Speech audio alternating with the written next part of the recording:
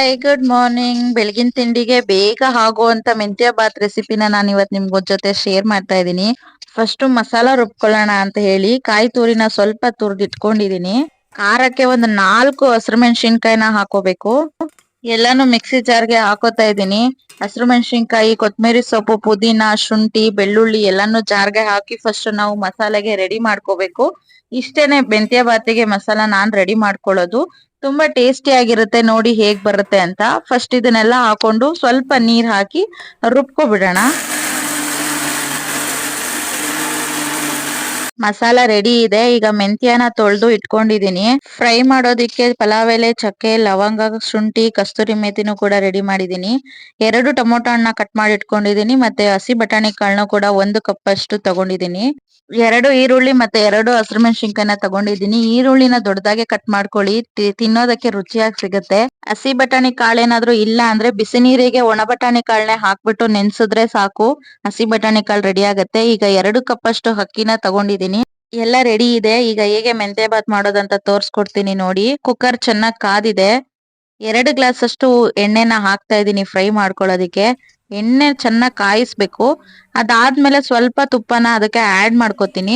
ತುಂಬಾ ಟೇಸ್ಟ್ ಆಗಿ ಬರುತ್ತೆ. ಅದಕ್ಕೆ ನೀವು ತುಪ್ಪನ ಆಡ್ ಮಾಡ್ಕೊಳ್ಳಿ, ಇಲ್ಲ ಫುಲ್ಲು ತುಪ್ಪನೇ ಹಾಕಿ ಫ್ರೈ ಮಾಡಿದ್ರು ಚೆನ್ನಾಗಿರುತ್ತೆ. ನಾನು ತಗೊಂಡಿದ್ದಂತ ಪಲಾವ್ ಎಲೆ, ಚಕ್ಕೆ, ಲವಂಗ, ಕಸ್ತೂರಿ ಮೇಥಿ, ಸೋಂಪು ಎಲ್ಲ ಇದ್ರೊಳಗಡೆನೆ ಹಾಕೊಂಡು ಫ್ರೈ ಮಾಡ್ಕೊತಾ ಇದ್ದೀನಿ. ಈರುಳ್ಳಿ ಮತ್ತೆ ಹಸಿರು ಮೆಣಸಿನ್ಕಾಯಿನೂ ಕೂಡ ಹಾಕಿ ಸ್ವಲ್ಪ ಚೆನ್ನಾಗಿ ಫ್ರೈ ಮಾಡ್ಕೋಬೇಕು. ಈರುಳ್ಳಿ ಕೆಂಪಗಾಗೋವರೆಗೂ ಫ್ರೈ ಮಾಡ್ಕೊಳ್ಳಿ. ಹಸಿ ಬಟಾಣಿ ಕಾಳನ್ನ ಕೂಡ ಆಡ್ ಮಾಡ್ಕೊತಾ ಇದ್ದೀನಿ. ಸ್ವಲ್ಪ ಚೆನ್ನಾಗಿ ಫ್ರೈ ಆಗಲಿ.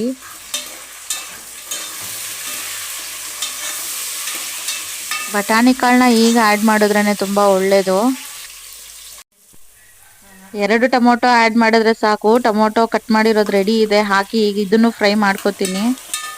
ಚೆನ್ನಾಗಿ ಎಣ್ಣೆ ಬಿಟ್ಕೊಳ್ಳೋವರೆಗೂ ಈಗ ಫ್ರೈ ಮಾಡ್ಕೋಬೇಕು. ಈಗ ರುಬ್ಬಿರೋ ಮಸಾಲಾನ ಹಾಕ್ತಾ ಇದ್ದೀನಿ.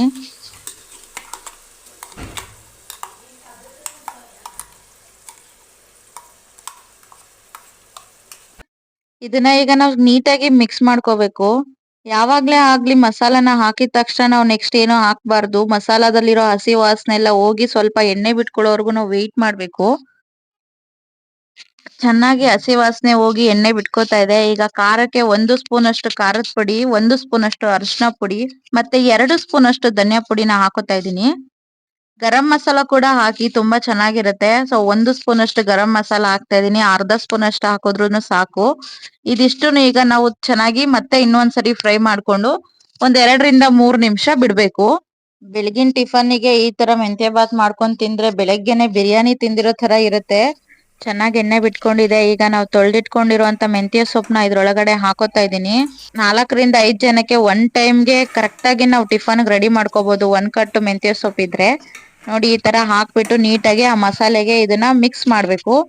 ಚೆನ್ನಾಗಿ ಮಿಕ್ಸ್ ಆದ್ಮೇಲೆ ಸ್ವಲ್ಪ ಹೊತ್ತು ಇದನ್ನ ನಾವು ಬೇಯಕ್ಕೆ ಬಿಡ್ಬೇಕು.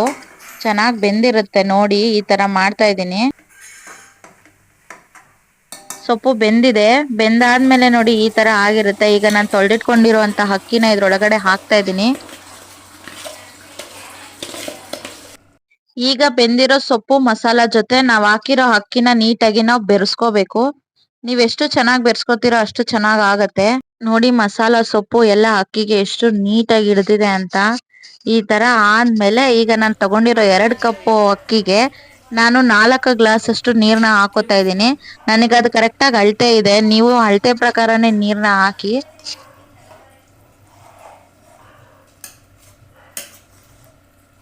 ಲಾಸ್ಟ್ ಅಲ್ಲಿ ಈಗ ನಾನು ಉಪ್ಪನ್ನ ಬೆರೆಸ್ಕೊತಾ ಇದ್ದೀನಿ. ರುಚಿಗೆ ತಕ್ಕಷ್ಟು ಉಪ್ಪು ನಿಮಗೆ ಎಷ್ಟು ಬೇಕೋ ಅಷ್ಟು ಹಾಕೊಳ್ಳಿ. ನೋಡಿ ಎಷ್ಟು ಚೆನ್ನಾಗಿ ಕಾಣಿಸ್ತಾ ಇದೆ ಅಂತ. ಉಪ್ಪು ಎಲ್ಲಾ ಕಡೆ ಮಿಕ್ಸ್ ಆಗ್ಲಿ ಅಂತ ಹೇಳಿ ಇದನ್ನ ತಿರುಗಿಸ್ತಾ ಇದ್ದೀನಿ.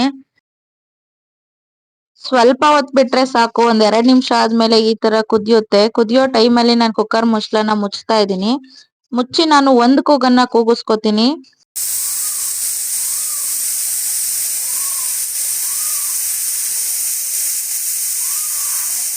ಕುಕ್ಕರ್ ಕೂಗಿದೆ, ಕೂಗಿ ತಣ್ಣಗಾಗಿದೆ. ಓಪನ್ ಮಾಡ್ತಾ ಇದ್ದೀನಿ ನೋಡಿ. ಕೂಗಾದ್ಮೇಲೆ ಹೇಗಿರುತ್ತೆ ಅಂತ ಹೇಳಿ. ಮಸಾಲ ಎಲ್ಲ ಈ ತರ ಮೇಲ್ ಬಂದಿರುತ್ತೆ ನೋಡಿ. ಮೆಂತ್ಯ ಸೊಪ್ಪು, ಬಟಾಣಿ ಕಾಳು ಎಲ್ಲ ಎಷ್ಟು ಕಲರ್ಫುಲ್ ಆಗಿ ಕಾಣಿಸ್ತಾ ಇದೆ. ಇದನ್ನ ನಾವ್ ಇನ್ನೂ ಒಂದ್ಸರಿ ನೀಟಾಗಿ ಕೆಳಗಡೆಯಿಂದ ಮೇಲ್ಗಡೆ ಮಿಕ್ಸ್ ಮಾಡ್ಕೋಬೇಕು. ಇದನ್ನ ಮಿಕ್ಸ್ ಮಾಡಿದ್ಮೇಲೆ ಇನ್ನೂ ಒಂದೆರಡು ನಿಮಿಷ ಅದನ್ನ ಹಾರಾಕ್ ಬಿಡ್ಬೇಕು. ಬೆರೆಸ್ಕೊಂಡಾದ್ಮೇಲೆ ನಾನು ಇನ್ನೂ ಒಂದ್ಸರಿ ಕುಕ್ಕರ್ ಮುಚ್ಚಳನ ಹಾಕ್ಬಿಟ್ಟು ಒಂದ್ 2 ರಿಂದ 3 ನಿಮಿಷ ಬಿಡ್ತೀನಿ. ನೀವ್ ಈ ರೀತಿ ಬಾತ್ ಮಾಡಿ ರೈತ ಅಥವಾ ಚಟ್ನಿ ಮಾಡ್ಕೊಂಡು ತಿಂತಾ ಇದ್ರೆ ಸೇಮ್ ಹೋಟೆಲ್ ನಲ್ಲಿ ಮಾಡಿರೋಂತ ರುಚಿನೇ ನಿಮಗ್ ಮನೆಯಲ್ಲಿ ಸಿಗತ್ತೆ. ಈಗ 2 ನಿಮಿಷ ಆಗಿದೆ, ಕುಕ್ಕರ್ ಮುಚ್ಚಳ ತೆಗ್ದಿದ್ದೀನಿ, ನೋಡಿ ಎಷ್ಟು ಚೆನ್ನಾಗ್ ಆಗಿದೆ ಅಂತ. ಖಂಡಿತ ನೀವ್ ಈ ರೆಸಿಪಿನ ಟ್ರೈ ಮಾಡಿ, ನಿಮಗ್ ತುಂಬಾ ಇಷ್ಟ ಆಗತ್ತೆ. ಹೇಗಿತ್ತು ಅಂತ ಮಾಡಿ ಕಮೆಂಟ್ ಬಾಕ್ಸ್ ಅಲ್ಲಿ ತಿಳಿಸಿ.